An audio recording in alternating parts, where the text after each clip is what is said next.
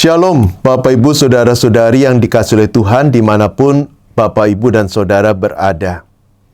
Senang bisa kembali berjumpa dalam acara Sapaan Gembala bersama dengan saya, Pendeta William Suryajaya. Saya melayani di GKI Kutisari Indah, Surabaya. Mari sebelum kita membaca merenungkan firman Tuhan, kita terlebih dahulu berdoa. Mari kita berdoa.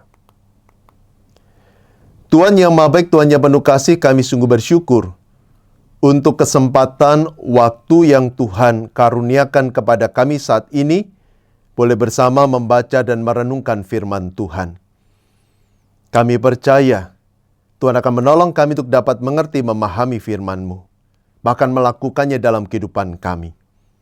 Karena itu kami menenangkan diri, membuka hati, dan memohon Bapa berfirmanlah kepada kami. Doa ini kami panjatkan hanya di dalam nama Tuhan Yesus Kristus. Amin. Bapak, Saudara yang kasih Tuhan, saya mengajak kita bersama membuka Injil Matius pasal 9. Injil Matius pasal 9 ayat yang ke-20 sampai 22. Matius 9 ayat yang ke-20 sampai 22 tertulis demikian. Pada waktu itu, seorang perempuan yang sudah 12 tahun lamanya menderita pendarahan, maju mendekati Yesus dari belakang dan menjamah jumbai jubahnya. Karena katanya dalam hatinya, asal kujamah saja jubahnya, aku akan sembuh. Tetapi Yesus berpaling dan memandang dia serta berkata, "Teguhkanlah hatimu, hai anakku, imanmu telah menyelamatkan engkau." Maka sejak saat itu, sembuhlah perempuan itu. Sampai sebenarnya jauh bacaan kita pada saat ini. Bapak, Saudara yang kasih Tuhan, seorang penulis buku bernama Abraham Miller, dalam salah satu bukunya yang berjudul Unmoral Maxims, dia pernah menulis sebuah kalimat seperti ini. Seorang mulai dianggap mati saat tidak mengharapkan apapun dari esok hari. Seseorang mulai mati saat tidak mengharapkan apapun dari esok hari. Jelas Bapak, dalam kalimat ini Abraham Miller menekankan betapa pentingnya pengharapan dan betapa besarnya pengaruh pengharapan dalam kehidupan seseorang. Yang menarik adalah seorang aktor bernama Christopher Reeves pernah membahas hal yang sama. Dia berkata, saat kamu memilih harapan, segalanya menjadi mungkin. Saat kamu memilih harapan, segalanya menjadi mungkin. Menarik bagaimana Christopher Reeves juga menekankan betapa pentingnya pengharapan. Ketika seseorang kehilangan pengharapan, dia kehilangan arah dan tujuan hidup. Dia juga kehilangan semangat untuk menjalani hidup.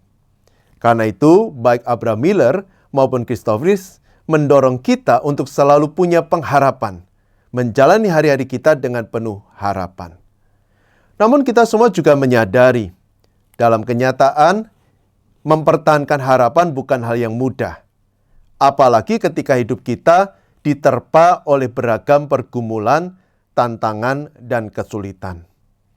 Tidak jarang kita ingin menyerah. Tidak jarang kita ingin melepas segalanya dan berhenti untuk melangkah.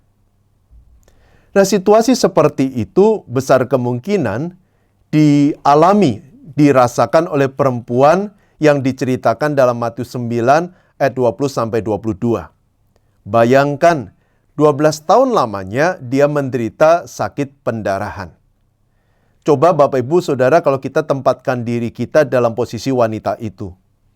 Ketika dia baru saja menerima diagnosa bahwa dia sakit, besar kemungkinan dia akan berusaha untuk mencari orang yang bisa menyembuhkan dia.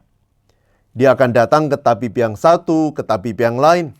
Dia akan datang ke tenaga kesehatan yang satu, ke tenaga kesehatan yang lain.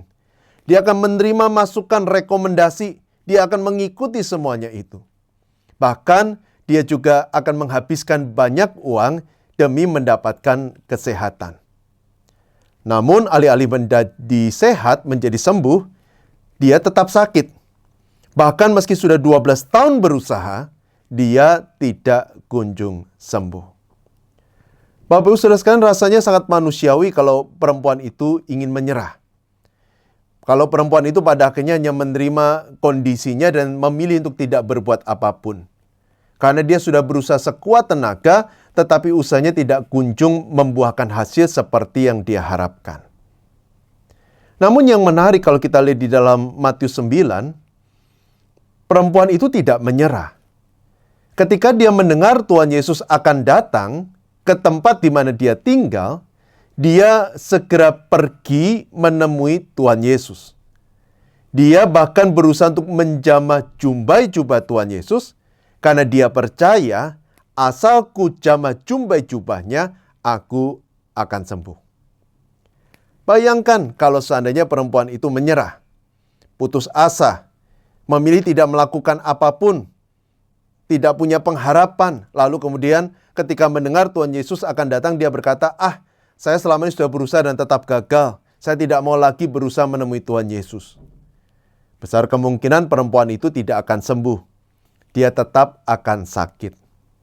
Tetapi karena dia masih punya pengharapan, karena dia punya keyakinan bahwa dengan bertemu dengan Tuhan Yesus, dengan menjamah jumpai Tuhan Yesus, dia akan sembuh. Perempuan itu akhirnya bangkit, meninggalkan rumahnya untuk menemui Tuhan Yesus. Dan pada akhirnya Tuhan menyembuhkan perempuan itu. Nah, saudara sekalian, apa yang kita bisa pelajari dari kisah ini? Kisah ini merupakan sebuah pengingat bagi kita yang sedang berada dalam pergumulan, yang sedang menghadapi beragam tantangan kesulitan. Mungkin kita merasa sedang membentur tembok, kita berada dalam situasi yang sulit di mana tidak ada jalan keluar. Kita ingin menyerah, kita ingin berhenti untuk melangkah. Kalau kita dalam posisi seperti itu, harapan saya semoga sosok perempuan ini menginspirasi kita untuk tetap mau berjuang, untuk tetap mau berpengharapan, untuk tidak menyerah, tetapi melangkah menemui Tuhan Yesus dengan semua pergumulan kita, harapan kita, impian kita, cita-cita kita, dan menyerahkan semuanya kepada Tuhan dengan sebuah keyakinan bahwa Dia peduli dan Dia akan mengulurkan tangan untuk menolong kita, menguatkan kita, memberikan jalan keluar dalam setiap permasalahan yang kita hadapi.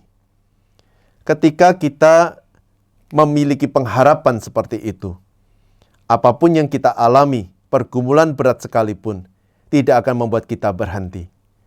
Kita akan terus melangkah bersama dengan Tuhan dalam pengharapan akan kasih Tuhan yang besar, akan uluran tangan Tuhan dalam hidup kita.